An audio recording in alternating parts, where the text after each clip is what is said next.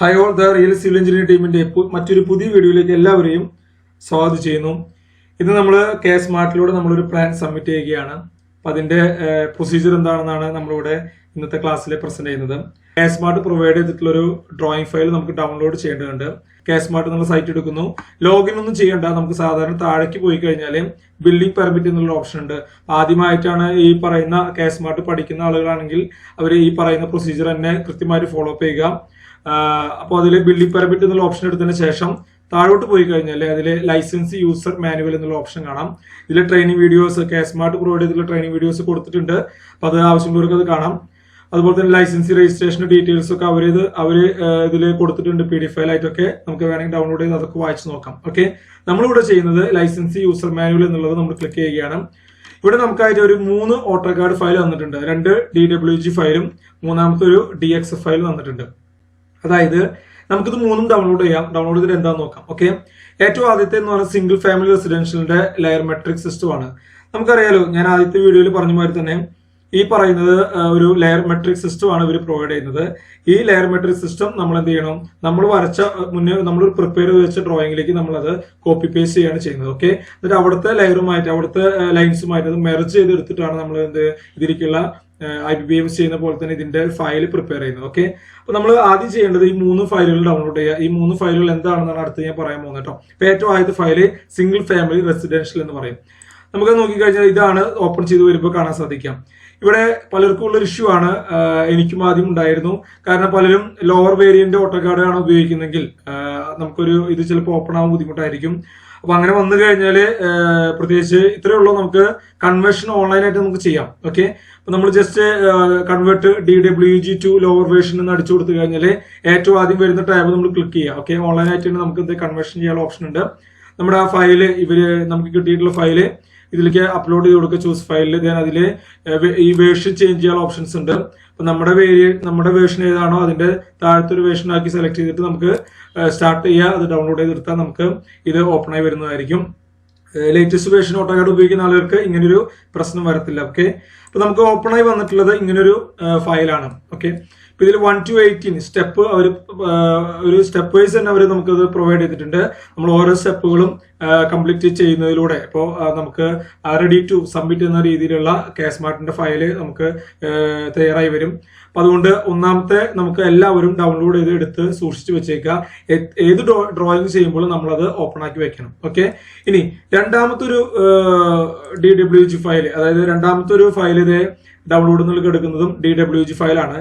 ഞാൻ അത് ഓപ്പൺ ആക്കിയപ്പോൾ കണ്ടത് സാധാരണ ഒരു വീടിന്റെയാണ് നമുക്ക് കാണിച്ചിരുന്നതെങ്കിൽ രണ്ടാമത് ഓപ്പൺ ആയി വന്നപ്പോൾ മറ്റു ഒക്യുപ്പൻസീസ് വരുമ്പോൾ, അതായത് അതർ ഒക്യുപ്പൻസീസ് ഡി കാറ്റഗറി അസംബ്ലി ആയിക്കോട്ടെ കൊമേഴ്ഷ്യൽ ആയിക്കോട്ടെ, അങ്ങനെ മറ്റു ഒക്യുപ്പൻസീസ് വരുമ്പോൾ ഒരുപാട് കാര്യങ്ങൾ ശ്രദ്ധിക്കേണ്ടതുണ്ട്. അപ്പോൾ വീടിന് പുറമെ മറ്റു ഒക്യുപ്പൻസിക്ക് വരേണ്ട കാര്യങ്ങളും അതിന്റെ ഡീറ്റെയിൽസ് ഒക്കെ ഉൾപ്പെടുത്തിക്കൊണ്ടുള്ള ഒരു ലെയർ മെട്രിക്സ് ആണ് നമുക്ക് ഈ പറഞ്ഞ രണ്ടാമത്തെ എന്ന് പറയുന്നത്. അപ്പോൾ ആദ്യമായിട്ട് ചെയ്യുന്ന ആളുകൾ ഇതിനെപ്പറ്റി ഇപ്പോൾ ബോധരാവണ്ട, വീട് തൽക്കാലം പ്രാക്ടീസ് ചെയ്യുക. അഡ്വാൻസ്ഡ് ആയിട്ട് മറ്റു രീതിയിലുള്ള ഒക്യുപ്പൻസീസ് ഒക്കെ ഡീൽ ചെയ്യുന്ന ആളുകളും, അതായത് ഇപ്പോൾ ഡിസേബിൾ ടോയ്ലറ്റ് ഒക്കെ വെച്ച് അത്തരത്തിലൊരു കൊമേഴ്ഷ്യൽ ബിൽഡിങ്ങോ അസംബ്ലി ബിൽഡിങ്ങോ ഒക്കെ ചെയ്യുന്ന ആളുകളാണെങ്കിൽ ഈ ലെയർ മെട്രിക്സും ഡൗൺലോഡ് ചെയ്ത് വെച്ചേക്കാം. അതിന്റെയൊക്കെ ഫ്യൂച്ചറായിട്ട് നമ്മൾ അതിന്റെ ക്ലാസ്സുകളൊക്കെ പിന്നീട് ഇടുന്നതായിരിക്കും. അപ്പൊ ഇതാണ് ആദ്യത്തെ 2 DWG ഫയല്. ഇനി മൂന്നാമതായിട്ട് കൊടുത്തിട്ടുള്ള ഒരു file K smart single family residential sample drawing ആണ്. അതായത് ഇവർ തന്നെ ഇതുവഴി ആദ്യത്തെ ലെയർ മെട്രിക്സ് സിസ്റ്റം വഴി വരച്ചിട്ടുള്ള ഒരു ഡ്രോയിങ്ങിന്റെ DXF ഫയല്. അത് ശ്രദ്ധിക്കുക, DXF ഫയൽ നമുക്കറിയാം ഓട്ടോകാഡിൽ DWG ഫയലാണ് നമുക്കൊക്കെ ഫെമിലിയർ ആയിട്ടുള്ളത്. പക്ഷേ കെ സ്മാർട്ട് നമ്മളെല്ലാം വരച്ചു കഴിഞ്ഞാൽ DXF എന്ന് പറയുന്ന ഫോർമാറ്റിലാണ് നമ്മൾ സേവ് ചെയ്യേണ്ടതും ഇതിലേക്ക് സബ്മിറ്റ് ചെയ്യേണ്ടതും. അപ്പോൾ ഇവര് ഒരുവിധം കംപ്ലീറ്റ് ആയ ഒരു ഫയൽ നമുക്ക് പഠിക്കാനായിട്ട് നമ്മളൊരു ഫയൽ തന്നിട്ടുണ്ട്. ഈ മൂന്നാമത്തെ ഫയൽ ഡൗൺലോഡ് ചെയ്ത് കഴിഞ്ഞാൽ നമുക്കൊരു DXF ഫയൽ കിട്ടും. ജസ്റ്റ് ഡബിൾ ക്ലിക്ക് ചെയ്താൽ ഓട്ടോകാഡ് ഫയൽ തന്നെയാണ് നമുക്ക് ഓപ്പൺ ആയി വരുന്നത് കാണാം. ഇതാണ് ഇവർ തന്നിട്ടുള്ള ഒരു സാമ്പിൾ ഡ്രോയിങ്. അതായത് ഈ പറയുന്ന ആദ്യം നമുക്ക് തന്ന ലെയർ മെട്രിക്സ് 18 സ്റ്റെപ്പിലൂടെ ഈ ലെയർ മെട്രിക് സിസ്റ്റം വഴി അവർ വരച്ച് കംപ്ലീറ്റ് ആക്കി എടുത്തിട്ടുള്ള ഒരു ഫയലാണ് ഇപ്പൊ നമുക്ക് മുന്നിൽ കാണിച്ചു തന്നിട്ടുള്ളത്. അപ്പോൾ ഈ ഇപ്പോൾ ആദ്യത്തെ രണ്ടും ലെയർ മെട്രിക്സ് ആണ്, മൂന്നാമത്തെ സാമ്പിൾ ഡ്രോയിങ് ആണ്. ഓക്കെ, അപ്പോൾ ഇത്രയും 3 കാര്യങ്ങൾ നമ്മൾ ആദ്യം വേണം, ഇത് ഡൗൺലോഡ് ചെയ്തിട്ട് വേണം നമുക്ക് വരയ്ക്കാനായിട്ട് തുടങ്ങാനായിട്ട്. അപ്പോൾ ഇത് ആദ്യമായിട്ട് ശ്രദ്ധിക്കുക, ഡൗൺലോഡ് ചെയ്ത് നമ്മുടെ വേർഷനൊക്കെ കൺവേർട്ട് ചെയ്ത് അത് എടുത്തു വെച്ചേക്കുക. ഓക്കെ, ഇനി മറ്റൊരു കാര്യം പറയാം, ഇത് തുടക്കക്കാർക്ക് പഠിക്കുന്ന ആളുകൾക്ക് ഒരു പ്രശ്നമാണ്, ഇതിന്റെ ഒരു ഡ്രോയിങ് ഇല്ല വരച്ച് പഠിക്കാനൊക്കെ ഒരു കംപ്ലൈന്റ് ഉണ്ടെങ്കിൽ അവർക്ക് വേണമെങ്കിൽ ഇത്തരത്തിലുള്ള ഈ പറയുന്ന അവർ ലാസ്റ്റ് തന്ന സാമ്പിൾ ഡ്രോയിങ് എടുത്ത് അവർ ഇതിൽ കൊടുത്തുള്ള ലെയറുകളൊക്കെ ഡിലീറ്റ് ചെയ്ത് കളഞ്ഞ് നമുക്ക് എന്ത് ചെയ്യാം, അതിൽ വേണമെങ്കിൽ വരച്ച് പഠിക്കാൻ പറ്റും. ഓക്കെ, അങ്ങനെ ഒരു ഓപ്ഷൻ സാധ്യതയുണ്ട്. അല്ലെങ്കിൽ സ്വന്തമായിട്ട് നമ്മൾ എന്ത് ചെയ്യുക, ഒരു ഡ്രോയിങ് പ്രിപ്പയർ ചെയ്യുക. ഇനി ഡ്രോയിങ് പ്രിപ്പയർ ചെയ്യുമ്പോൾ ഒത്തിരി കാര്യങ്ങൾ ശ്രദ്ധിക്കേണ്ടതായിട്ടുണ്ട്. അതിൽ നമുക്ക് മെയിൻ ആയിട്ട് 4 പേജസ് ആണ്, PDF ഫയലാണ് നമുക്ക് വേണ്ടത്. അതായത് 4 സെഗ്മെന്റ് ആയിട്ടാണ് നമ്മൾ ആ ഡ്രോയിങ് പ്രിപ്പയർ ചെയ്യേണ്ടത്. ഓക്കെ, അപ്പോൾ അതിൽ ശ്രദ്ധിക്കേണ്ട ഒന്നാമത്തെ കാര്യം എന്ന് പറഞ്ഞാല് നമ്മുടെ പ്ലാന്. അപ്പോൾ ഞാൻ അവർ വരച്ച ഡ്രോയിങ്ങിൽ തന്നെ കാണിച്ചിരുന്നത് പ്ലാന്, അതുപോലെ തന്നെ അതിപ്പോ ഗ്രൗണ്ട് ഫ്ലോർ ഉണ്ടായിരിക്കും, ഫസ്റ്റ് ഫ്ലോർ ഉണ്ടായിരിക്കും, അതുപോലെ തന്നെ എലിവേഷൻ ഉണ്ടായിരിക്കും, സെക്ഷൻ ഉണ്ടായിരിക്കും. ഇത്രയും കാര്യങ്ങൾ നമ്മൾ ഒരു പേജിൽ വേണം നമ്മൾ ഉൾപ്പെടുത്താനായിട്ട്. അറിയാലോ, IPBMS പഠിച്ചപ്പോൾ എല്ലാവർക്കും ഒരു ഐഡിയ കിട്ടിയതിന്റെ ഡ്രോയിങ് ഇൻ മീറ്ററിലായിരിക്കണം, അതുപോലെ തന്നെ 1:1 സ്കെയിലായിരിക്കണം. ഇത് രണ്ടും ഇനി പ്രത്യേകം ഓർപ്പിക്കുന്നില്ല, ഇതിലും അതേ പ്രൊസീജിയർ തന്നെയാണ് ഫോളോ ചെയ്യുന്നത്. ഓക്കെ, സോ നമ്മൾ അത് വരച്ച് അതിന്റെ ഡീറ്റെയിൽസ് ഒക്കെ, ഏരിയ ഡീറ്റെയിൽസ് ഒക്കെ ഉൾപ്പെടുത്തിക്കൊണ്ട് നമ്മൾ സാധാ ഒരു ഡ്രോയിങ് പ്രിപ്പയർ ചെയ്യുന്ന പോലെ തന്നെ നമ്മളൊരു ഡീറ്റെയിൽസ് നമ്മളിവിടെ വെച്ചു. ഇനി രണ്ടാമതായിട്ട് നമുക്ക് സർവീസ് പ്ലാൻ മാത്രമായിട്ട് നമുക്കൊരു പേപ്പറിൽ വേണം. അപ്പൊ നമ്മൾ സർവീസ് പ്ലാൻ നമുക്കറിയാം ജനറലി വരയ്ക്കുന്നതാണ്. അപ്പൊ അത് നമ്മൾ വരയ്ക്കുന്ന അതേപോലെ തന്നെ നമ്മൾ വരയ്ക്കാം. അത് കൃത്യമായിട്ട് രണ്ടാമത്തെ ഷീറ്റിൽ നോർത്ത് ഡയറക്ഷൻ ഒക്കെ മാർക്ക് ചെയ്തിട്ട് രണ്ടാമത്തെ ഷീറ്റ് പ്രിപ്പയർ ചെയ്ത് വെക്കാം. മൂന്നാമത്തെ കാര്യം എന്ന് പറഞ്ഞാൽ നമുക്ക് ഈ സർവീസസ് ആണ്. അതായത് ഇപ്പോ ടാങ്കുകൾ ഉണ്ടായിരിക്കും, അതായത് റെയിൻ വാട്ടർ ഹാർവെസ്റ്റിംഗ് ടാങ്ക്, അതിന്റെ ഡീറ്റെയിൽസ് ഒക്കെ നമ്മൾ വയ്ക്കുന്നതാണ്. അതിനകത്ത് സെപ്റ്റി ടാങ്ക്, സോക്ക് പിറ്റ്, അങ്ങനെ ലീച്ച് പിറ്റ്, ഇങ്ങനെയുള്ള പിറ്റുകളും കാര്യങ്ങളൊക്കെ ഉണ്ടെങ്കിൽ അത്തരം കാര്യങ്ങളൊക്കെ വെച്ചുകൊണ്ട് ഒറ്റ ഷീറ്റിൽ മതിയിട്ടതൊക്കെ ഒരു മൂന്നാമത്തെ ഷീറ്റ് പ്രിപ്പയർ ചെയ്ത് എടുത്തു വെക്കുക. ഓക്കെ, 1:1 അത് റേഷ്യോയിൽ തന്നെ വരയ്ക്കാനായിട്ട് ശ്രദ്ധിക്കുക. പ്രത്യേകിച്ച് സ്കെയിലിംഗ് ഒന്നും ഇതിൽ ചെയ്യേണ്ട. നാലാമത്തേന്ന് പറഞ്ഞു കഴിഞ്ഞാൽ നമ്മുടെ സൈറ്റ് പ്ലാൻ ആണ്. അതിൽ കീ പ്ലാനോട് നമുക്ക് എന്ത് ചെയ്യാം, നമുക്ക് വേണമെങ്കിൽ അങ്ങനെ അറ്റാച്ച് ചെയ്ത് വെക്കാം. ഇപ്പൊ നമ്മുടെ സൈറ്റ് പ്ലാൻ വെച്ചു, നോർത്ത് ഡയറക്ഷൻ ഒക്കെ വെച്ചിട്ട് കൃത്യമായിട്ട് 1:1 എന്ന റേഷ്യോയില് നമ്മൾ അവിടെ വരച്ച് വെച്ചിട്ടുണ്ട്. പ്രത്യേകം ശ്രദ്ധിക്കുക, മീറ്ററിലായിരിക്കണം. ഓൾറെഡി IPBMSനെ പ്രിപ്പയർ ചെയ്ത അതേ കാര്യങ്ങളൊക്കെ തന്നെ ഇവിടെയും നമുക്ക് വരുന്നത്. ഓക്കെ, അപ്പൊ നമ്മള് 4 സെഗ്മെന്റ് ആയിട്ട് നമ്മൾ വരച്ചു വെക്കാൻ ശ്രദ്ധിക്കുക. നമ്മൾ IPBMSൽ നമ്മൾ വരച്ചിട്ട് അവിടെ ഇവിടെയൊക്കെ അറേഞ്ച് ചെയ്ത് വെച്ചിട്ട് പിന്നീട് നമ്മൾ അത് ജോയിൻ ചെയ്യാണ് ചെയ്യുക അല്ലെ.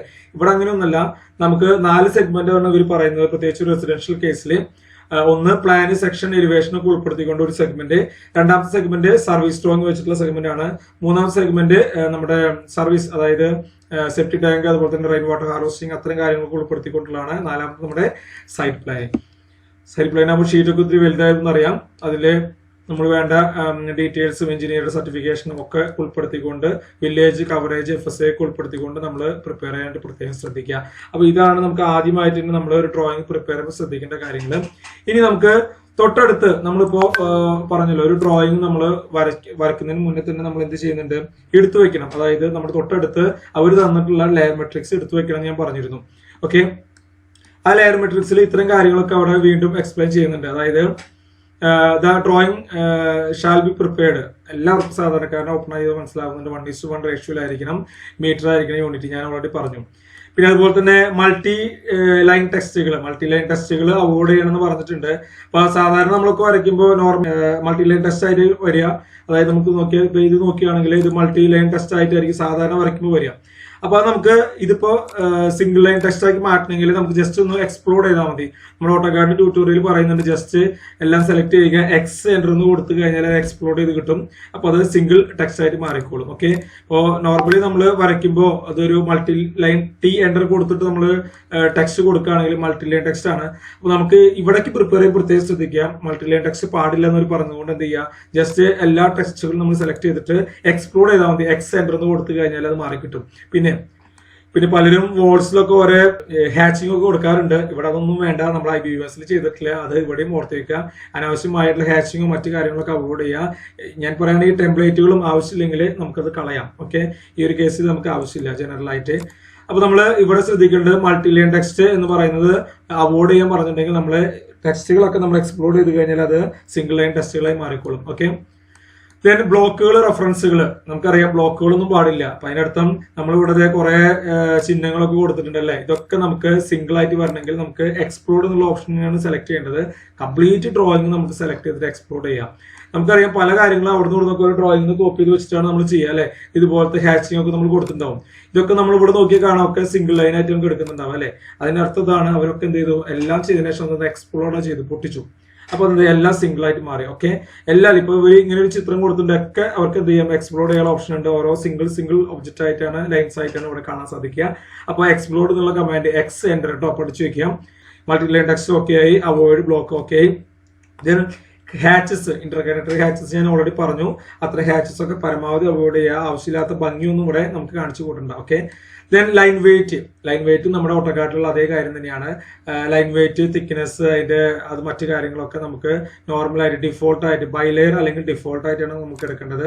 ഇവിടെ നമുക്ക് ഓരോ ലൈൻസ് നമ്മൾ ക്ലിക്ക് ചെയ്ത് കഴിഞ്ഞാൽ നമുക്ക് ഇവിടെ കാണാം, ഇതിന്റെ ഒക്കെ ബൈലെയറിലാണ് ഇവർക്ക് എടുക്കുന്നത് കേട്ടോ. അതിന് പകരം നമ്മൾ ലൈനിന്റെ തിക്നെസ് കൊടുത്തിട്ടുണ്ടാവും പലപ്പോഴും ആർക്കിടെക്ചറൽ പ്ലാൻ വരയ്ക്കുമ്പോൾ. അപ്പൊ അതൊന്നും നമുക്ക് കൂടെ ആവശ്യമില്ല. ഡോട്ട് ലൈൻസ് ആക്കി കൊടുത്തിട്ടുണ്ടെങ്കിൽ അതൊക്കെ ബൈലെയർ ആക്കി ഇടുക, കളറൊക്കെ ബൈലെയർ ആക്കി ഇടുക. അപ്പൊ അതൊക്കെ ഉണ്ടെങ്കിൽ ഒന്ന് നമുക്ക് ജസ്റ്റ് ചെക്ക് ചെയ്യാം. സെയിം IPBMSൽ ഈ ഒരു കേസ് തന്നെയാണ് നമ്മൾ പറഞ്ഞിരുന്നത്. അതേ സെയിം പ്രൊസീജിയർ തന്നെ. ഒരുപാട് സിമിലാരിറ്റീസ് ഇനീഷ്യൽ ഡ്രോയിങ് പ്രിപ്പയർ ചെയ്യുന്നതിലുണ്ട്. ഓക്കെ, അതാണ് ഞാൻ സൂചിപ്പിച്ചേട്ടോ.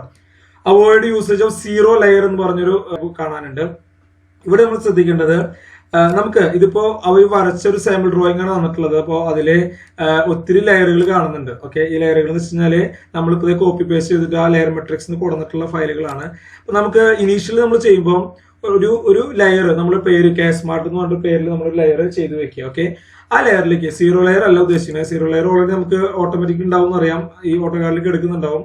ഈ ലെയറിലല്ല നമ്മൾ കിടക്കേണ്ടത്. ഒരു സ്മാർട്ട് എന്ന് പറഞ്ഞൊരു ലെയർ ക്രിയേറ്റ് ചെയ്തിട്ട് എന്ത് ചെയ്യുക, ആ ലെയറിലേക്ക് ഈ പറഞ്ഞ ഡ്രോയിങ് ഒക്കെ കൊണ്ടുവരിക. ഓക്കെ, സീറോ ലെയറിൽ ഒന്നും തന്നെ പാടില്ല എന്ന് അവർ പ്രത്യേകം പറഞ്ഞിട്ടുണ്ട്. ഓക്കെ, നമ്മൾ ചിലപ്പോ അനാവശ്യമായ കുറെ ലെയറുകളൊക്കെ ഇതിൽ കൊണ്ടുവന്ന് വെച്ചിട്ടുണ്ടാവും. പല ബ്ലോക്കുകളും പലതോടെ കോപ്പി പേസ്റ്റ് ചെയ്യുമ്പോൾ പല ലെയറുകളോട് വരുന്നുണ്ട്. ഈ ലെയറുകളൊക്കെ നമുക്ക് ആവശ്യമില്ല. നമ്മൾ സ്മാർട്ട് എന്നൊരു പുതിയൊരു ലെയർ ഉണ്ടാക്കിയിട്ട്, ആ ലെയർ ഉണ്ടാക്കാൻ അറിയാലോ, LA എൻ്റർ കൊടുത്തു കഴിഞ്ഞാൽ ലെയറിന്റെ ഓപ്പൺ ചെയ്ത് വരും. LA enter. ഓക്കെ, അത് കൊടുത്തതിന് ശേഷം ഇവിടെ ക്രിയേറ്റ് ന്യൂ ലെയർ എന്നുള്ള ഓപ്ഷൻ ഉണ്ട് കേട്ടോ. ഇവിടെ ക്രിയേറ്റ് ന്യൂ ലെയർ എന്നുള്ള ഓപ്ഷൻ ഉണ്ട്. അത് ക്ലിക്ക് ചെയ്തതിന് ശേഷം നമ്മളൊരു പേരടിച്ചു കൊടുത്താൽ മതി, നമുക്ക് ഇവിടെ എടുക്കും. ഇവിടെ ഒത്തിരി ലെയറുകൾ നമുക്ക് ആവശ്യമില്ലാത്തൊക്കെ കളയാനുള്ള ഓപ്ഷൻ ഉണ്ട്. പർജ് ഓളൊക്കെ ചെയ്യാനുള്ള ഓപ്ഷൻ ഉണ്ട്. ഇപ്പൊ നമ്മൾ തൽക്കാലം പറയുന്നത് നമ്മളെല്ലാം കൂടി സെലക്ട് ചെയ്തിട്ട് നമ്മളിപ്പോ സ്മാർട്ട് കൊണ്ട് ലെയർ ഉണ്ടാക്കിയിട്ട് അതിലേക്ക് ആക്കി കൊടുക്കുക. ഒന്നും തന്നെ സീറോ ലെയറിൽ ഉണ്ടാവാൻ പാടില്ല. പിന്നെ അനാവശ്യമായ എല്ലാ ലെയറുകളും ഡിലീറ്റ് ചെയ്ത് കളഞ്ഞേക്കുക.